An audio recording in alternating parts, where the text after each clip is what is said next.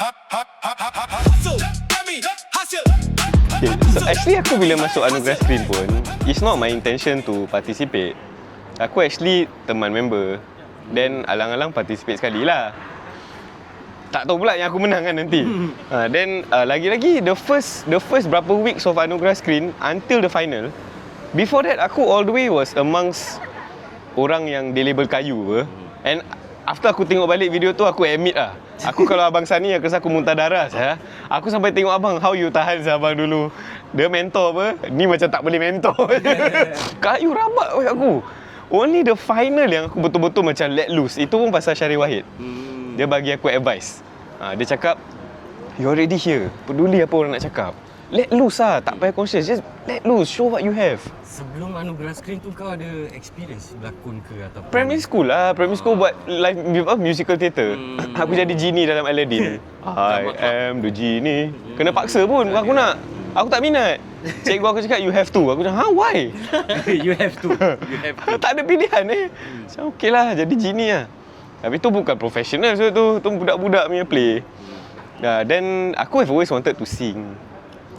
So aku ada try Suria punya Anugerah, aku ada try Singapore Idol, you know. But somehow Anugerah Screen yang ada rezeki lah. Then bila dah menang, then aku fell in love like actually kerja ni macam best. And some more the work to pay ratio macam best juga kan. So aku macam wah, dah menang ni, dah contracted to Mediacorp. Wah, my future must be sorted out So aku macam hopeful lah kan.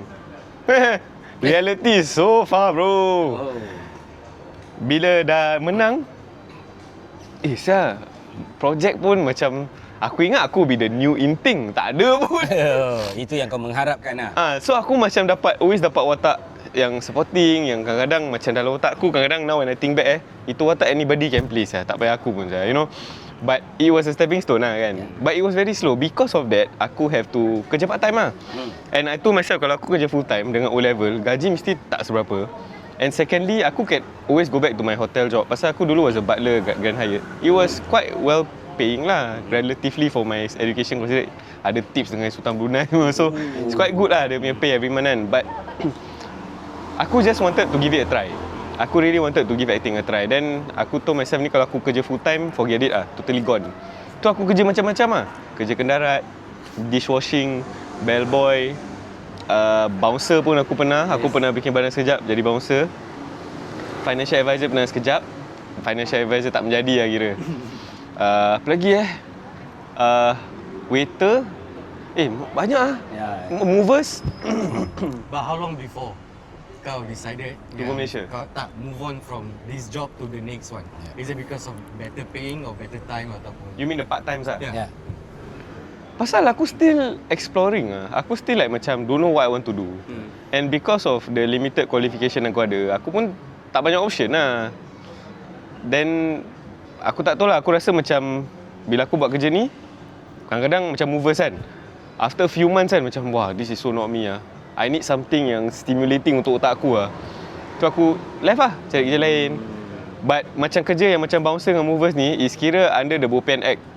Pasal aku have bills to pay, you know, and I have to I also want to tak nak susahkan my family apa. I want to help them out also mah.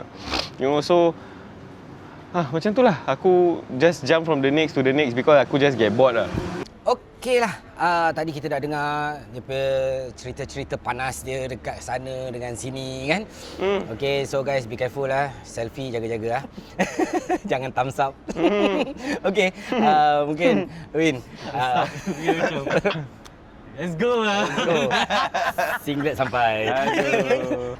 Untuk orang-orang yang tengah tengok, sikit nasihat lah. Apa nasihat yang kau boleh bagi kat diorang? Okay, so waktu yang Foodpanda punya artikel tu went viral kan. So radio station English channel semua macam interview aku. So aku always portray yang you have to be optimistic, you have to be positive ni semua, which is true. But at the same time bila orang cakap yang macam orang puji lah, like wah you tak memilih kerja asalkan halal ni semua.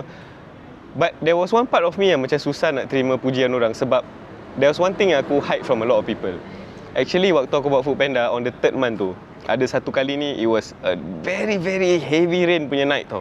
like jenis kau tak nampak tau. Aku kayuh dengan aku bawa basikal bro. Kalau motor pun cepat sikit. Bawa basikal daripada North Point all the way to Sembawang lah. Further end of Sembawang. Aku macam diam je, kayu. Dah hantar order. Aku duduk bawah blok.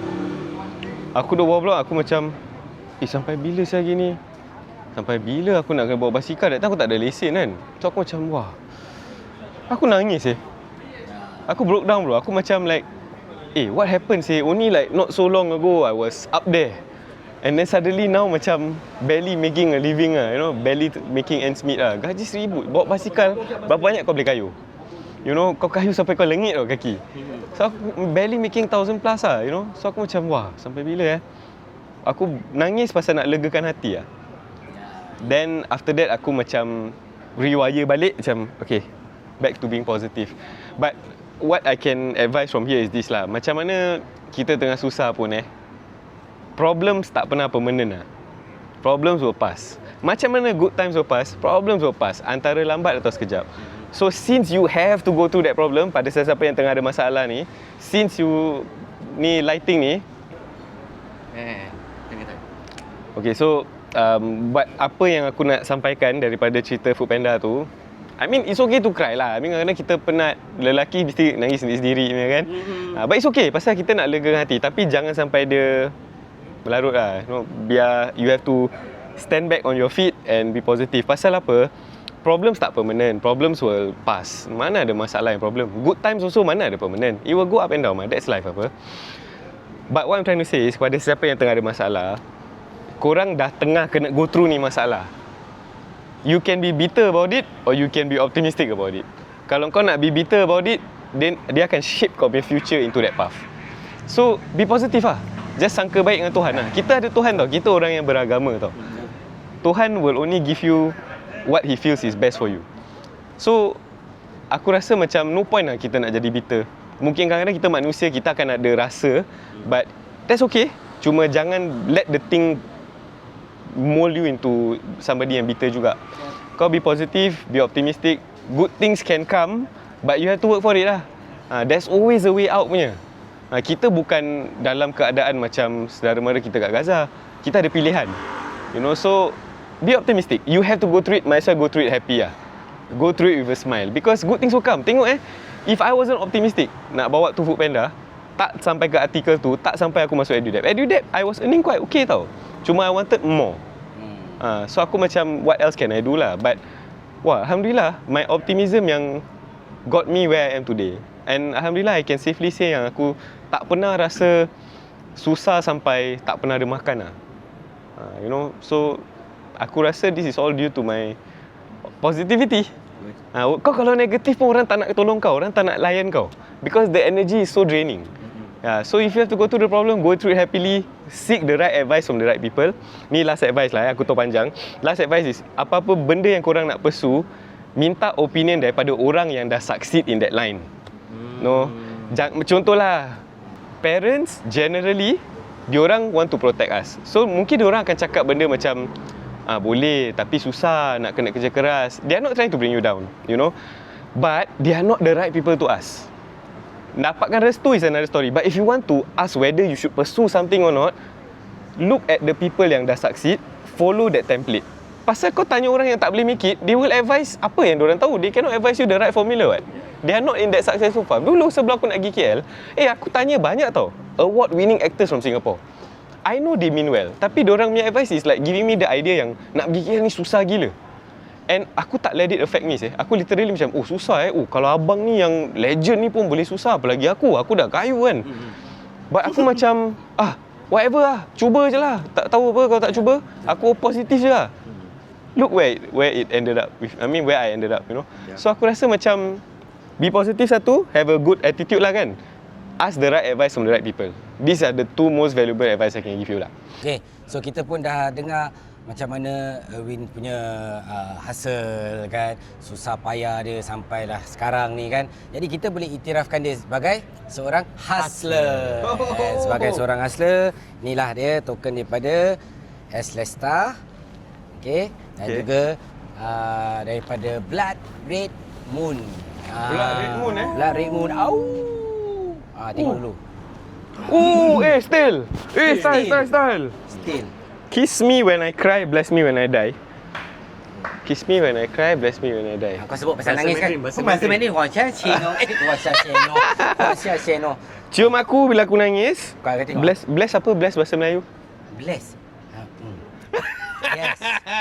Semua jam. Saya tiba-tiba jam Tak pernah terfikir pula aku nak translate benda ni. Tapi legit lah, aku suka ya baju ni. Aku suka lah logo ni. Baik sangat. Style lah. Thanks apa? Blood Red Moon Yes. Blood Red Moon. Blood Red Moon. Shout out to Blood Red Moon. Thank you guys. Thank you. You'll be expecting to see me wearing this, okay, kat luar. Aku akan pakai ni. Aku suka baju ni. So ni apa ni? S-Lesta. Backtote S-Lesta dia buat apa actually? Dia streetwear. Streetwear juga. So also focus on denim wear. Denim wear. Yeah. Habis tak bagi baju juga dengan seluar ke apa? Nanti kau call diorang. Tote bag aku takkan aku nak jadi macam Datuk jalan gini sih. Datuk juga. Aku nak juga baju dia. Tote bag ni bukan Datuk. Oh, bukan. Maksudnya dia bukan gini Dia boleh jadi diaper bag. Diaper bag. Okay. Yes. Baru rasa bapak sikit. But thank you. Okay, cakap dengan S-Lesta, aku tengah tunggu satu denim. Okay. Nak shout out okay S-Lesta. Thank you for this. Thank you Hafiz. Jangan lupa DM Erwin. Tahu? Nak Tak. Legit Aku nak tahu ni. Bukan main-main. Okey lah. Itu je. Ada apa-apa lagi daripada Izzat? Terima kasih kerana sudi duduk dengan kita. Terima kasih. Dan nasihat yang berguna sekali. Yes, correct. Dan tentunya kita jangan lupa Tuhan ni maha kaya. Yeah. Itu je nak cakap. Itu je. Okey, kita jumpa di episod yang akan datang dengan guest yang baru. Okey. Sebelum tu kita ucapkan ribuan terima kasih juga pada sponsor-sponsor kita lah. S-Lesta dan juga Blood Red Moon. Okey. Okey, kita jumpa next episode. Assalamualaikum. Waalaikumsalam. Lepas lelah